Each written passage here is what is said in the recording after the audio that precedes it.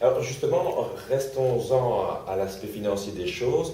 C'est quand même souvent un grand débat et dans les formations, on a coutume de dire que la- l'aspect monétaire est un satisfacteur et pas un motivateur. C'est-à-dire que si j'observe que mon collègue touche plus, ça peut me rendre insatisfait, mais si je touche plus, c'est pas pour ça que je vais être motivé davantage.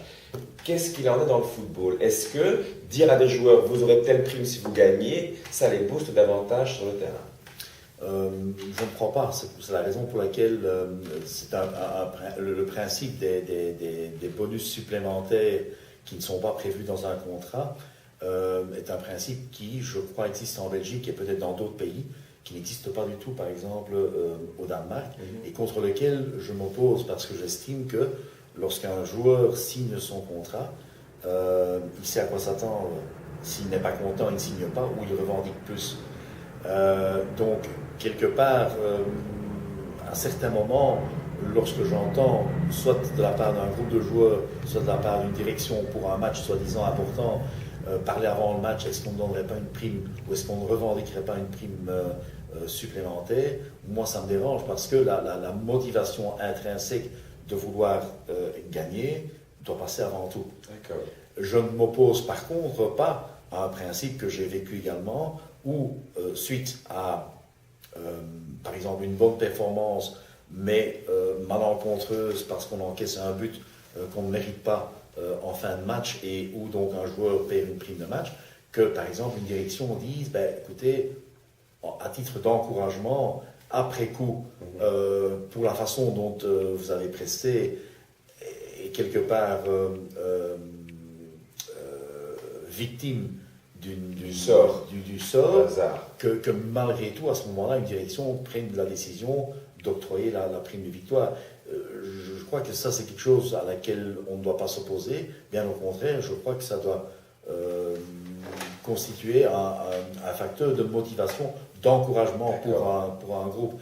Ce qui veut dire, je me permets d'interrompre, que pour les entrepreneurs, les patrons d'entreprises qui nous regardent, ça peut avoir du sens de donner une prime, même si un résultat n'est pas atteint, parce qu'il y a eu de réels efforts qui ont été consentis. Justement, et je crois que ça s'apprécie doublement par après. Je crois que ça s'apprécie doublement par après, parce que, à la limite, on ne met pas la charrue avant les bœufs. La performance est là. Chacun est supposé travailler, que ce soit dans un bureau, que ce soit comme joueur de foot sur un terrain. On connaît l'objectif. Mais si on sent que par après, la direction est satisfaite du boulot qui a été accompli, on va se mouiller plus. Et d'un côté, on a la récompense financière, mais je crois que lié à cela, il y a une forme de satisfaction morale, De reconnaissance. de reconnaissance, qui est très importante également. Restons sur la motivation, c'est un aspect qui intéresse, je le sais par expérience, j'en forme beaucoup, tous les chefs d'entreprise. C'est difficile de maintenir un groupe, comme on dit en foot, une équipe motivée. Qu'est-ce qui se passe dans un vestiaire à la mi-temps quand vous êtes mené, quand les choses ne se déroulent pas comme prévu? Qu'est-ce que tu leur dis? C'est quoi les mots qui te viennent? Est-ce que tu les prends individuellement, en groupe? C'est un phénomène très complexe parce que dans un premier temps, on est lié à même pas 15 minutes. Ah oui, en plus c'est très court. Une mi-temps, c'est 15 minutes. J'ai toujours l'habitude de ne rien dire du tout et j'en attends autant de mes joueurs les 5 premières minutes. Les 5 premières minutes sont réservées autour du groupe que font les médecins et les kinés pour voir s'il y a blessure ou autre. Et il y a toujours 2-3 joueurs qui ne sont pas blessés mais qui ont des petits bobos. C'est le moment où les joueurs boivent un coup, quoi que ce soit. Absolument. Donc, je ne veux pas non plus que, quel que soit le résultat à ce moment-là, il y ait une suite dans le vestiaire d'une déception, même frustration, suite individuelle entre deux joueurs, tu n'as pas donné le ballon, ou tu as raté une occasion, ou tu as laissé filer un ballon, ou quoi que ce soit, ni un reste d'euphorie parce que juste avant la mi-temps, on vient de marquer, etc.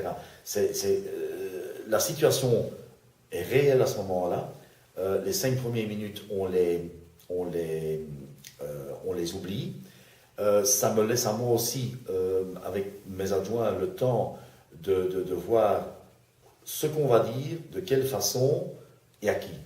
Ça veut dire qu'il y a 5 minutes de préparation. Oui, disons qu'en général, je suis laisser l'émotion retomber. Oui, personnellement, je me suis déjà préparé les 2-3 dernières minutes de la première mi-temps, en ayant un bref contact avec vos adjoints directs. On met tout en place pendant les 5 minutes que les joueurs ont des soins. Il n'est pas impossible à ce moment-là que soit moi, mais c'est principalement au travail des adjoints à ce moment-là, parle individuellement avec l'un ou l'autre joueur, ce qui est très rare. Mais, très important de savoir ce qu'on dit, la quantité de paroles et la façon dont on amène à un groupe. Si on laisse aller ses émotions comme on les ressent, peut-être que ça peut avoir un effet tout à fait contraire à un groupe.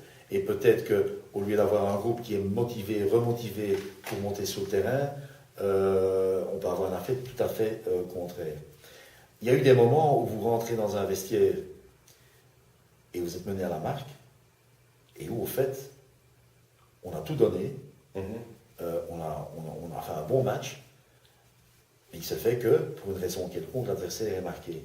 Si à ce moment-là, en fonction du résultat, vous commencez à engueuler le groupe se dit, mais au fond de nous-mêmes, on a donné le meilleur de soi, un joueur se rend compte qu'il a fait un bon match, donc même en cas de défaite à ce moment-là, en tant qu'entraîneur, il faut oser dire, écoutez les gars, chapeau de la façon dont vous êtes occupés à jouer, voilà tout ce qui marche bien, il y a peut-être ceci à voir, cela à voir, etc. Faites attention, mais croyez-moi, si on remonte sur le terrain avec cette mentalité-là et on produit la même qualité, ça m'étonnerait fort qu'on ne sorte pas gagnant de ce match. Ouais. Il est possible que vous rentriez au vestiaire, une avance de 2 buts d'écart, les joueurs ne s'y attendent peut-être pas, et qu'il faille gueuler. Qu'il faille gueuler tout simplement. Gueuler, ça peut avoir un effet productif aussi. Oui. Tout simplement parce qu'on sent, on a par exemple marqué un but ou 2 buts après 10 minutes et un quart d'heure de jeu, et à ce moment-là, sur le terrain, on se rend compte que le groupe se dit, oh, la partie est jouée, on a gagné, et on sent très vite que ce sont deux situations qui s'opposent tout à fait.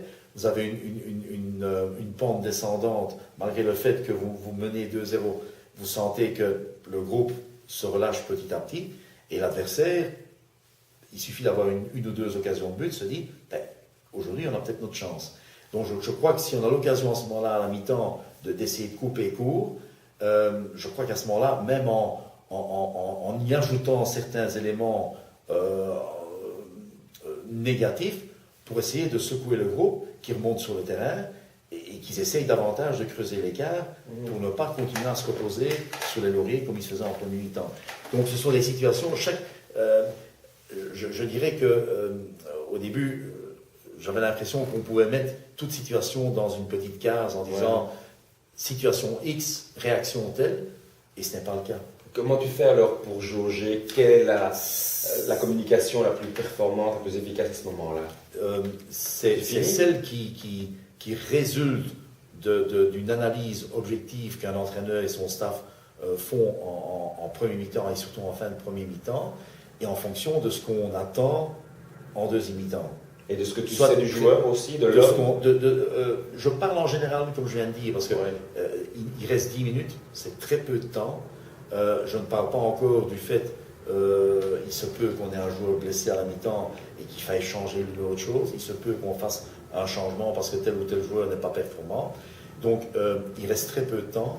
Et j'ai toujours l'habitude de parler en général à tout le groupe, de faire connaître certaines décisions, mais de mandater un de mes adjoints, de donner un petit mot d'explication, parce que là, personnellement, on n'a pas le temps, un petit mot d'explication pour la raison pour laquelle on fait par exemple un changement à tel ou tel joueur, tout en sachant que c'est un rôle ingrat, et je trouve que les rôles ingrats, c'est toujours à l'entraîneur qu'ils reviennent, mais qu'après le match, ou le lendemain, le joueur entendra plus longuement de ma part pourquoi le changement a eu lieu. Mais je ne peux pas me permettre à ce moment-là, par manque de temps, c'est un coup de feu, quoi. Oui, de faire l'analyse générale.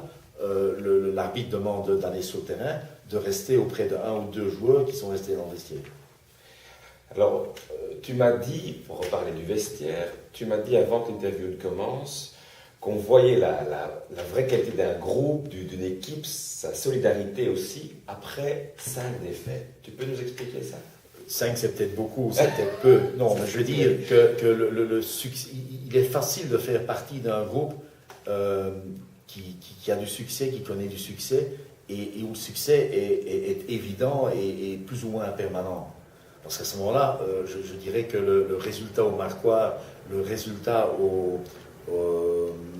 dans les tableaux, font en sorte que, on dit souvent, les choix de l'entraîneur sont les choix qui s'imposaient, et tout le monde doit s'y plier. C'est vrai que le succès, pour moi, constitue souvent une forme de ciment entre joueurs pour essayer de reproduire ce succès, cette victoire, et de la répéter au fil des semaines. Trop peu souvent, à ce moment-là, on se rend compte, est-ce que vraiment c'est un groupe solidaire? Est-ce que c'est un groupe de vainqueurs, de gars qui veulent retrousser leurs manches? Par contre, après une défaite, après une deuxième défaite, une défaite, ok, on se dit encore, la semaine prochaine, on pourra peut-être gagner, et à ce moment-là, on oublie les côtés négatifs d'une défaite.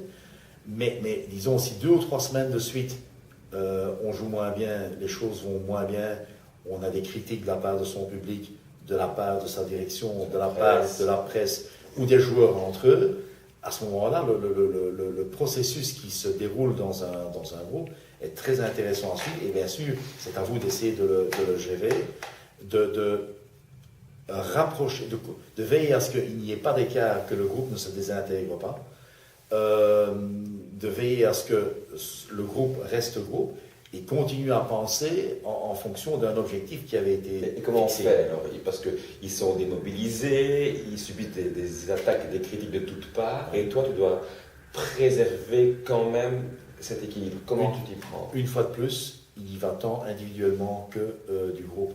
Il est possible qu'un joueur encaisse certaines critiques individuelles. Alors là, en tant qu'entraîneur, en tant que staff, vous êtes le premier je ne vais pas dire à faire oublier les critiques, parce qu'il est possible que ces critiques soient justifiées, mais de faire en sorte qu'un joueur, même s'il est écarté, et je peux concevoir qu'il est déçu, qu'il est frustré, mais bon, en tant qu'entraîneur, vous faites des choix, mais de veiller à ce que tout le monde reste dans le rang. Ça commence individuellement. Ça commence toujours individuellement? Ça commence toujours individuellement. Tu les prends un par un? Un par un, pour essayer à la longue, à la fin, de les faire parler le même langage et toujours de rechercher le même objectif. C'est vrai que très vite, on n'a pas directement le temps de parler avec tout le monde individuellement. Ça prend quelques jours. Peut-être qu'on ne parle pas à tout le monde, à certains, mais très vite, j'ai appris aussi qu'un message qu'un entraîneur lance dans un groupe est souvent un message que le groupe emmagasine et répète souvent vers l'extérieur aussi.